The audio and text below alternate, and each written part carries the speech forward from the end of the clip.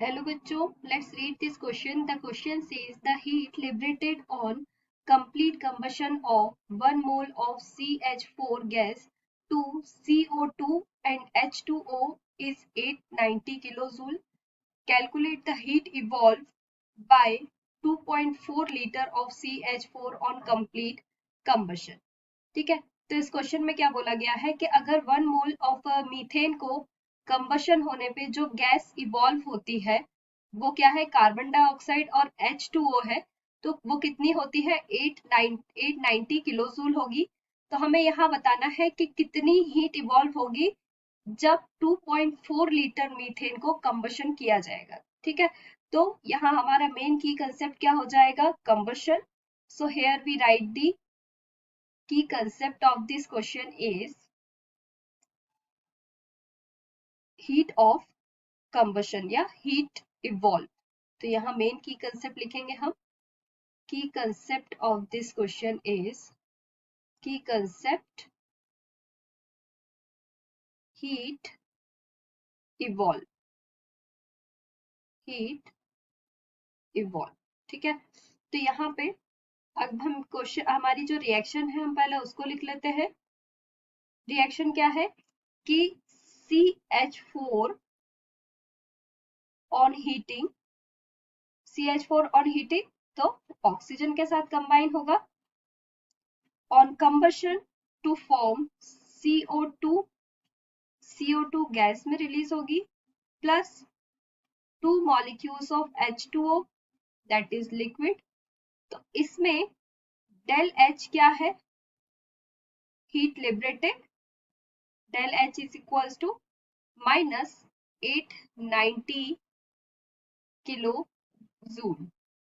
ठीक है, change in enthalpy. So here del H represent the change in enthalpy or change in enthalpy and heat liberated, enthalpy and heat liberated। ठीक है, जो reaction में heat liberate होती है उसको हम चेंज इन एंथैल्पी कहते हैं।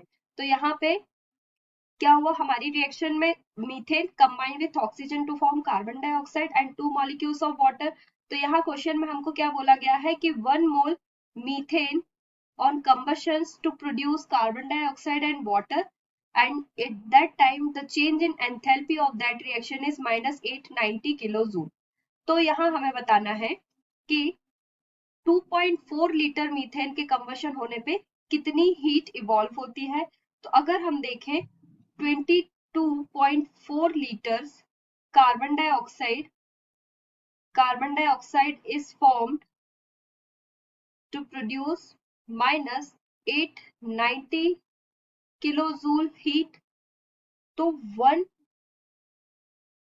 2.4 लीटर पे 2.4 लीटर कंबशन पे 2.4 litre of carbon dioxide on combustions to produce 890 upon 22.4 into 2.4, मतलब 2.4 लीटर कार्बन डाइऑक्साइड कितनी प्रोड्यूस होगी, ये हमको कितना हीट इवॉल्व होगी, तो वो हो जाएगी 890 अपॉन 22.4 इंटू 2.4।